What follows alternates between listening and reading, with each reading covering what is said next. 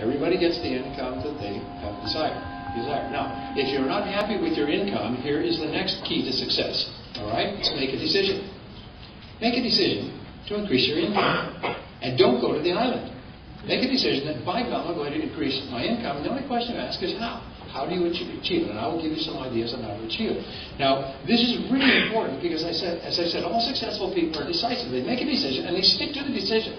And unsuccessful people make the same sort of decisions, and they say, yeah, but, what if I got my ticket to the island, what can I do? And not a darn thing happens. It's like the person who says, I get up every morning at 6 a.m. ready to go, and then I force myself to lay there until the feeling passes. So it's really important because we find that successful people are those who make a decision and get on with it. And unsuccessful people often hear the same things and make the same decisions, but they don't get on with it. And years go past. And they look around and years have passed. They thought it was a couple of days, I'll get on to it next week. Years go by. I know that doesn't affect anybody here, but it's something to think about. Anyway, so we're where we are and what we are. And if you want to increase your income, make a decision to do so. Because every single person who increases their income did it after they made a decision. Every change in your life begins when you make a decision to do something differently. And in the absence of the decision, because of inertia, you'll just go on the same way forever.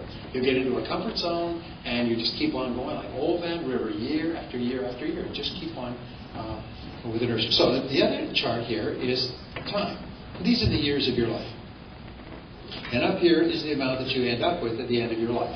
And this has to be something you think about. My friend Michael Cami, the strategic planner who lives here in Florida, said, those who do not think about the future cannot have one. And we have a situation now where 66-67% of baby boomers are in a state of minor shock because they're looking at how much they'll have to retire and how much they have, and they're shocked at the distance between the two because they didn't really think about it. Until they get into their 50s, they didn't even think, well, it'll be okay, I'll make more next year and everything's fine. Stocks will go up, flip a couple of houses. So, these are the years of your life. Now, here's what happens, is we start off in life and we have our first job, and our first job pays us something, and then most people's financial life from then on is like a bad month on the NASDAQ. Their income is up and down, and up and down, and up and down. And they're working, they're unemployed. They're working, they're unemployed. They're in out of the money, in the money, out of the money. Make a little, lose a little, make a little, lose a little, and so on. And sometimes they're the windshield, sometimes they're the bug. And at the end of their working lifetime, they're about 3% increase over the course of their lifetime. Now, one of the things to understand is it's very hard to beat the averages. If you are just reading Fortune magazine and Wealth magazine on the way down here, it was examining some of the mutual fund experts, and it said many of these experts, the greatest brains, 10, 20, 30 years experience, manage hundreds of millions and billions of dollars, cannot beat the averages. The average Standard & Poor is if you just basically threw darts at a page with all the stocks on it and bought the stocks at random, you outperform 80 to 90% of the greatest financial geniuses, the ones that are presiding over the meltdown right now. And so it's very hard to beat the averages. It's very hard to beat the averages. You really have to work hard to break out of the 3%. And this is where the bottom 80% of people are. And I say this very much like getting off the main roads in life and getting onto the side roads, the farm roads. Only with these farm roads, you have no road signs and no road maps.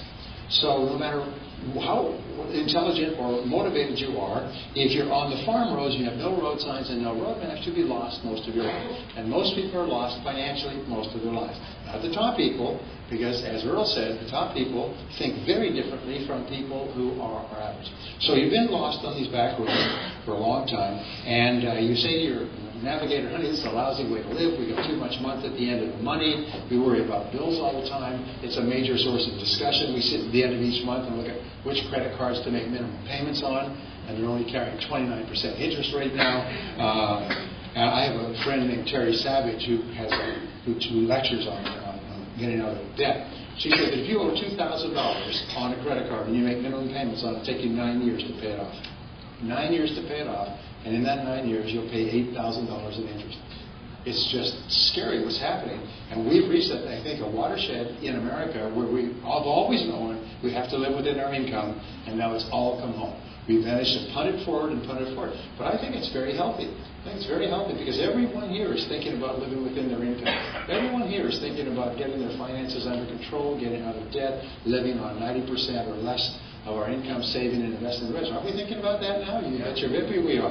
And that's wonderful. Sometimes it takes a whack in the back of the head to, wake us up. It takes a little bit of a shock.